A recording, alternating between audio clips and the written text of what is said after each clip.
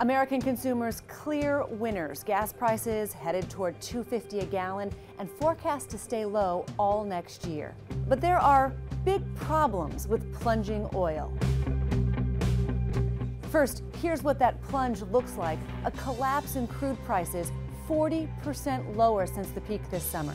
Why? The U.S. is experiencing an oil production boom, sucking oil out of layers of the Earth's crust we've never been able to reach before, able to reach it through hydraulic fracturing and horizontal drilling in the shale formations in North Dakota and Texas.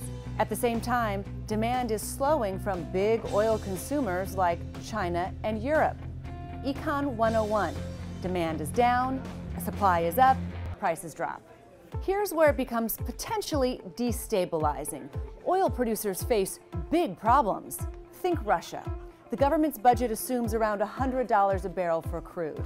At $64 a barrel, that means the government has to cut spending, cut services, so it can make ends meet.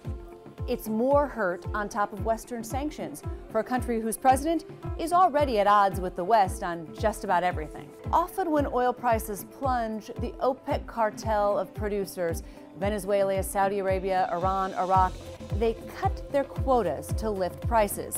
Not this time. It's an oil market game of chicken. That's bad news for the oil producers that depend on the profits, like Venezuela and Nigeria. It's also bad news for the U.S. Drilling projects here that were profitable at 95 may not be at 65. That can kill new projects and shift the advantage, the oil advantage, back to the Middle East. Huge ramifications in the world of nuclear diplomacy. Think Iran.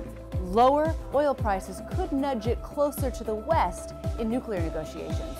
For investors, expect more energy industry mergers as they try to pump up their profits at the lower prices. It also means they could pull back on the dividends they pay to investors. Like it or not, the world still runs on oil. When prices rise quickly or drop quickly, it shakes things up.